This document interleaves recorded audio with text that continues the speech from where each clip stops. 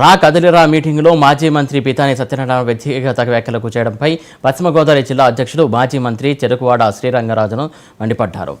TDP అధినేత Nara Chandrababu Naidu YCP ఎమ్మెల్యేలపై వ్యక్తిగత ఆరోపణలు చేయడం సిగ్గుచేటన్నారు. చంద్రబాబు నాయుడు వాస్తవాలు తెలుసుకోకుండా జిల్లాలోని మంత్రుల గురించి ఎవరో రాసి ఇచ్చిన స్క్రిప్ట్ని చదవడం దారుణమన్నారు. పితాని సత్యనారాయణ తన స్థాయికి తగ్గట్టు మాట్లాడటం లేదని రంగనాథరాజు విమర్శించారు. వచ్చే ఎన్నికల్లో పితాని ఓడించి మరోసారి విజయకేతనం ఎగరవేస్తానని శ్రీరంగనాథరాజు ధీమా వ్యక్తం చేశారు. అన్ని కూడా ఈరోజు పంచాయతీ కంట్రోల్లో ఉన్నాయి. ఎప్పుడైతే ఒకసారి అలాగే అక్కడ మాజీ శాసనసభ్యులు మాజీ మంత్రివర్యులు ఆతంట సమన్వయకర్త పీతాని సత్యనారాయణ గారు ఇద్దరు కూడా కొన్ని వ్యక్తిగతంగా మాట్లాడటం జరిగింది.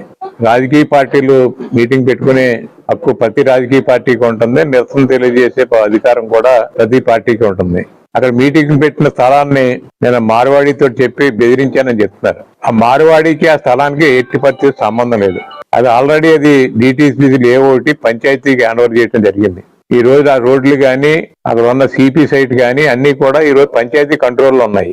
ఎప్పుడైతే ఒకసారి లేఅవుట్ డెవలప్ చేసిన తర్వాత పర్మనెంట్ లేఅవుట్ నెంబర్ వచ్చిన తర్వాత అది ఆ ఓనర్ తో సంబంధం ఉండదు. అది కానీ అక్కడ ఈ రోజు ఆఫ్ చేసినట్టు బెదిరించినట్టు అది ఆపాలంటే ప్రభుత్వం స్థలం, అది పంచాయతీ స్థలం. పంచాయతీ ప్రెసిడెంట్ మా పార్టీ వాళ్ళు ఉన్నారు. సరిగ్గా మొబలైజ్ చేయలేక జనం రాక ఫెయిల్యూర్ ని తట్టుకోలేక ఇష్టం వచ్చినట్టు మాట్లాడటం జరిగింది. చేసిన 14 సంవత్సరాలు అపోజిషన్ ఎవరిలో స్క్రిప్ట్ రాసిస్తే చదవటం, ఈ జిల్లాలో ఉన్న ఎమ్మెల్యేల గురించి నేనేదో చేపల చెరువులు తవ్వితే వాళ్ళందరి దగ్గర డబ్బులు పుచ్చుకున్నట్టు, ఇళ్ల తలాలు 1,00,000 అమ్ముకున్నట్టు, నేనేదో రైస్ మిల్లర్స్ ఆస్తులు